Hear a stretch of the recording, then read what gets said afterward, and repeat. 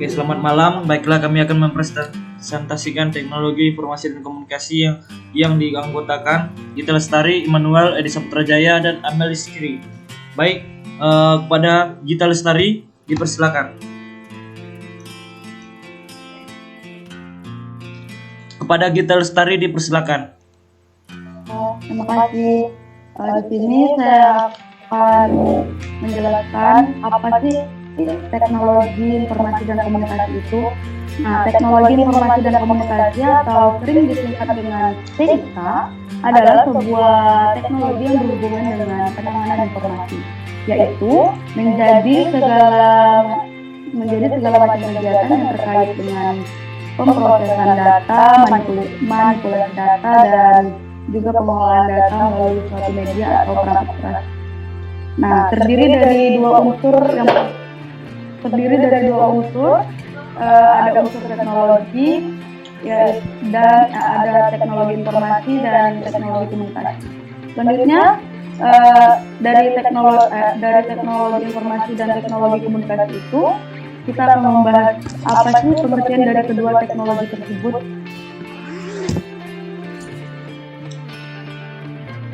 Nah, untuk teknologi informasi itu sendiri, teknologi informasi itu segala macam bentuk teknologi yang berkaitan dalam penggunaan data informasi, pemrosesan data, manipulasi data, dan juga pengolahan data informasi. Teknologi informasi tidak hanya mencakup bidang komputer saja, namun juga termasuk televisi, koran, dan juga media informasi lainnya. Selanjutnya kita akan membahas pengertian dari teknologi komunikasi. Teknologi komunikasi adalah perangkat keras atau hardware yang berkaitan dengan segala sesuatu tindakan atau kegiatan saling tukar informasi antara satu pihak dengan pihak lain. Berbagai macam teknologi komunikasi yang ada pada saat ini sangat membantu pekerjaan manusia karena mengacu pada efektivitas dan efisiensi dalam proses komunikasi atau menjadi lebih simpel. Nah, TIK itu sendiri membahas mengenai tentang peralatan teknologi termasuk perangkat keras atau biasa dikenal dengan hardware, perangkat lunak atau software, dan yang ketiga perangkat akal atau brainware. Nah, kali ini kita akan membahas tentang peralatan teknologi. Kita ke pengertian software terlebih dahulu. Software merupakan suatu perangkat lunak yang terdapat pada sebuah komputer di mana berupa data yang diprogram dan disimpan secara digital yang tidak terlihat secara fisik tetapi terlihat dalam komputer. Selanjutnya pengertian dari hardware itu sendiri adalah jenis komponen yang ada pada komputer yang mana bagian fisiknya dapat terlihat secara kasat mata atau dirasakan secara langsung. Dan yang ketiga kita akan membahas tentang pengertian dari brainware itu sendiri. Brainware merupakan istilah yang digunakan untuk manusia yang berhubungan dengan sistem komputer, yang mana pengertian dari manusia itu sendiri, manusia merupakan suatu elemen dari sistem komputer yang merancang bagaimana suatu mesin dapat bekerja sesuai dengan hasil yang diinginkan.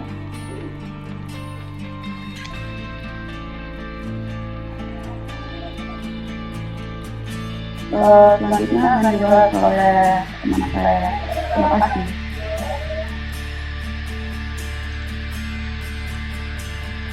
Baik, dipersilakan untuk baik, kembali kepada saya. Fungsi, jenis, spesifikasi, dan contoh software. Software itu berfungsi sebagai dasar kebutuhan komputer agar dapat dioperasikan dengan baik. Kemudian untuk mengatur hardware atau perangkat keras yang ada di pada komputer. Kemudian juga digunakan sebagai penghubung antara beberapa software yang lain dengan hardware lainnya. Kemudian software ini juga sebagai penerjemah perintah pada software lain yang ada dalam bahasa mesin. Kemudian ada pembagian software berdasarkan jenisnya. Adapun itu sistem operasi atau operation system.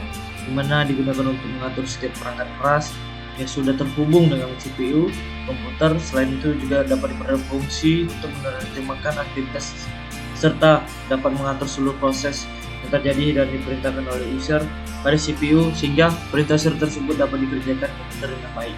Kemudian ada bahasa pemrograman, programming language, di mana jenis perangkat lunak yang satunya adalah bahasa yang digunakan dalam pembuatan sebuah program. Adapun berdasarkan contohnya ya, itu terdapat Java. Java itu sebuah pemrograman pengembangan web ya, aplikasi juga. Kemudian ada PHP. PHP di sini bukan PHP pemelihara palsu, tetapi hypertext processor atau digunakan untuk pengembangan web. Kemudian ada HTML, itu hypertext markup language, di mana untuk ditampilkan di perampan komputer ya. Kemudian ada C. C ini adalah bahasa pemrograman yang canggih, digunakan untuk berbagai software aplikasi. Dan kemudian ada C++, dikembangkan menjadi operation system, web browser, machine learning, database, dan financial tools, bahkan flight software. Kemudian ada pun program aplikasi. Di sini program aplikasi merupakan perangkat lunak yang umumnya sudah banyak digunakan dalam menyelesaikan tugas-tugas tertentu, di mana ada saja Microsoft Word, PowerPoint, Excel, kalkulator, dan berbagai hal Microsoft lainnya. Kemudian ada Spoon, di sini ada pembagian software berdasarkan distribusinya. Ada firmware yang bisa dibaca, ada freeware yang tidak memiliki batas waktu tertentu, ada adware, adapun itu tanpa biaya, open source, dibuka dengan kode sumbernya. Malware digunakan untuk software yang dianggap berbahaya dan bisa merusak apabila disalahgunakan penggunanya. Adapun server ini perangkat lunak yang dapat digunakan untuk keperluan tertentu. Adapun spyware digunakan untuk mematah-matahi setiap aktivitas pengguna komputer, adapun seperti seperti hacker ya. Kemudian adapun spesifikasi software untuk komputer, yaitu sistem operasi untuk mesin, server, dan aplikasi untuk menunjang layanan aplikasi dari komputer, dan aplikasi untuk mengelola lalu lintas jaringan. Adapun sini fungsi, jenis, dan contoh hardware yang akan dijelaskan oleh Edi Saputra. Baiklah, sini saya ingin menjelaskan fungsi hardware. Yang pertama, mengelola data informasi dan menerima output, memberi output, dan menyimpan informasi maupun data. Jenis hardware berserta contohnya.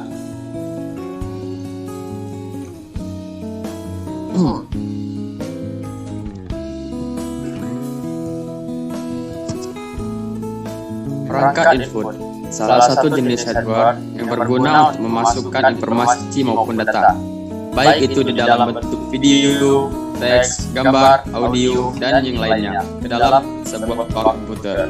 Berikut beberapa contoh hardware tersebut: mouse, keyboard,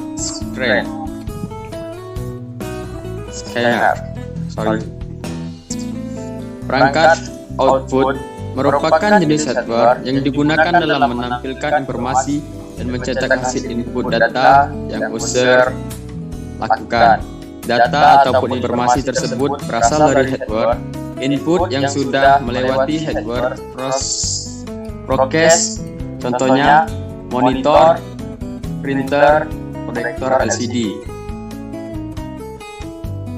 Perangkat proses, jenis perangkat keras yang satu ini dapat berguna dalam mengelola data sekaligus menjalankan proses yang ada pada sistem komputer, contohnya CPU, RAM, VGA. Perangkat untuk penyimpanan, GPIO device atau yang lebih dikenal sebagai perangkat untuk menyimpan, merupakan salah satu jenis hardware yang berfungsi menyimpan data-data komputer, contohnya hard disk, flash disk, optical disk.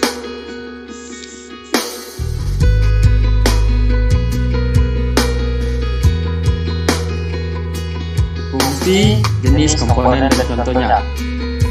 Firmware, Sebagai administrator adalah tugas orang yang dianggap memiliki kemampuan untuk mengelola suatu sistem operasi serta juga program-program yang dijalankan dari sebuah komputer atau jaringan dalam perusahaan.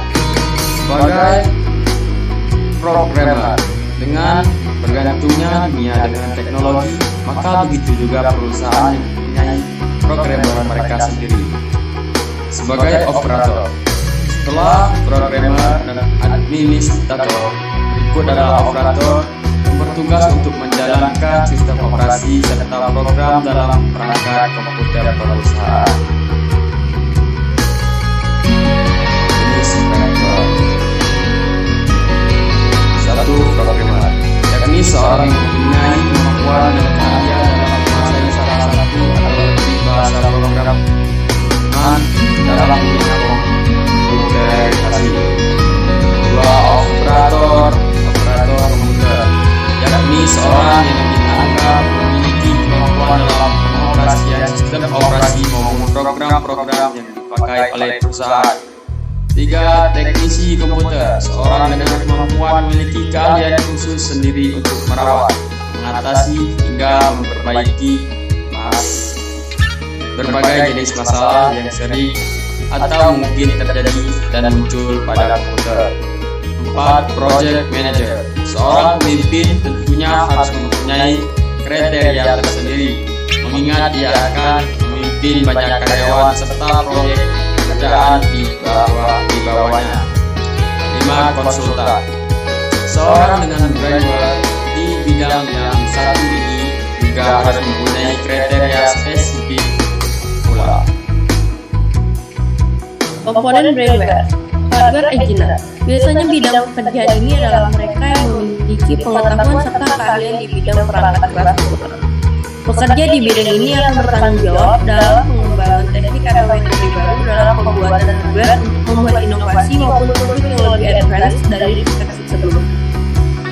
Software engineer, mereka yang bekerja di bidang pengembangan software engineer juga harus memiliki pengetahuan dan keahlian dalam bidang jaringan komputer. Software engineer bertanggung jawab dalam pengembangan sistem pengajaran teknik atau metode baru dalam bidang komputer.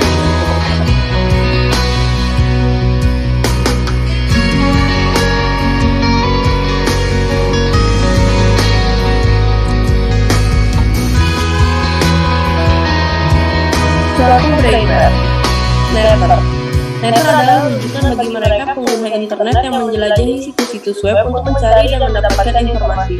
Istilah ini juga bisa mengacu pada individu, sekelompok orang maupun sebuah organisasi. EDP Department. Beberapa orang menyebutnya sebagai orang-orang yang berada di IT Department. EDP Department atau pengelola data elektronik adalah penggunaan suatu metode otomatis dalam mengelola data komersial untuk salah satu perusahaan. Network System. Istilah ini merujuk pada sebuah jenis sistem operasi yang ditunjukkan kepada untuk menangani suatu jaringan komputer. Normalnya sistem operasi ini terdiri dari atas banyak kumpulan layanan yang ditunjukkan agar dapat memberikan pelayanan bagi para pengguna komputer. Teknologi adalah alat ampuh yang dapat menjadikan pendidikan lebih bermakna dan menarik bagi guru maupun siswa. Teknologi perlu ada di setiap kelas dan dikuasai setiap mahasiswa dan guru. Karena ini adalah pena dan kertas zaman ini, dan inilah lensa kita untuk merasakan banyak hal dulu. Baiklah.